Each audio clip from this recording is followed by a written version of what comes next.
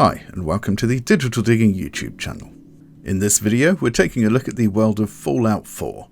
First though, in the interests of full disclosure, I must say that although I fully intended to buy the game, a company called Games Planet got in touch and offered me a free one. What they wanted in return was so reasonable, I had no problem accepting the deal. Games Planet are a key seller, but what singles them out from, shall we say, less accountable key sellers is that they get their keys directly from the game's publisher with their express permission. In other words, it's all above board, and they've been going since 2006. So if you'd like to buy Fallout 4, they're currently offering it at a 12% discount. Are they paying me for this recommendation? No, but if you use the link in the description box below to make a purchase, then I'll get a small percentage of the transaction. So you'll get cheaper games and support the channel at the same time. If it works out, I'll be doing more of these, but rest assured, as usual, I'll only ever review games that I'm already keen on. Anyway, enough of that, on with the video.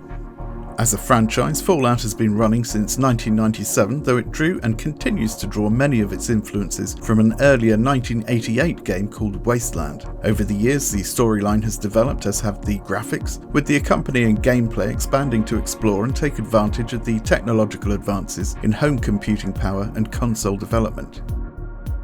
The design of the game is itself worth reflecting on. A certain 1940s and 1950s American design ethic has been lifted from the front covers of popular sci-fi comics such as Astounding Tales, Amazing Stories, and a host of others. Indeed, as you stroll, saunter, or run screaming through the wasteland according to your day, you can often find examples of this literature lying about the place. In the real world, or at least our version of it, such sensationalist reading came under heavy fire from the powers that be, with government bodies being set up to monitor and control content, and alarming articles with titles such as Horror in the Nursery being published by popular magazines of the day. They were viewed as corrupters of youth in much the same way that certain groups view video games today.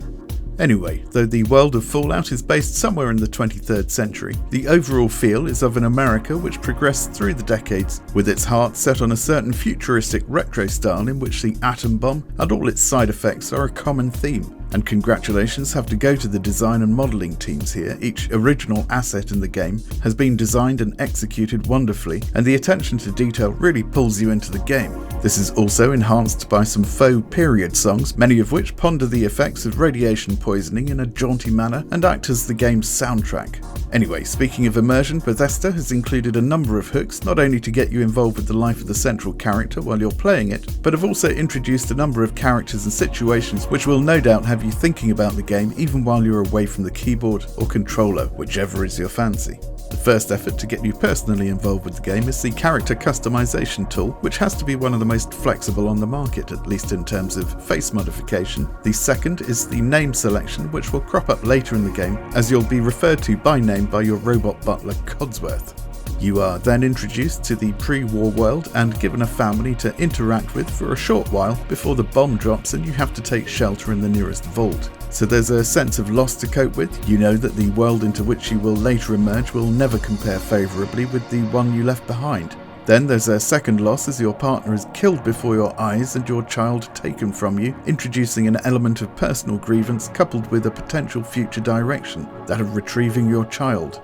When the vault opens and you're allowed to proceed to the surface, the dependence on certain characters is reinforced. Codsworth, when you rediscover him, is tending your old ruined house and addresses you convincingly by the name you were asked to input while creating your character, and you depend on him to explain what has happened to your world.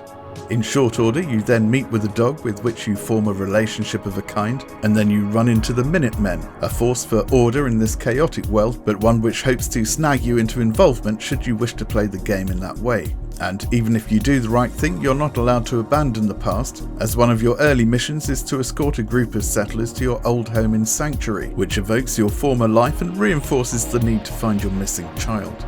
There are a refreshing number of ways to play the game. The ability to craft or modify items has been carried over from Fallout New Vegas, and you can find workbenches usually clustered around buildings which allow you to indulge in a little creative chemistry, cookery, and armor repair amongst other things. Questing is a big part of it too, and with your Pip-Boy strapped to your wrist and dog by your side, you'll be encouraged to discover locations including Diamond City, the Paul Revere Monument, the USS Constitution, Concord, and Boston, where you can fall in with or fall foul of a host of different factions, including the Brotherhood of Steel, the Children of Atom, and the Commonwealth Minutemen.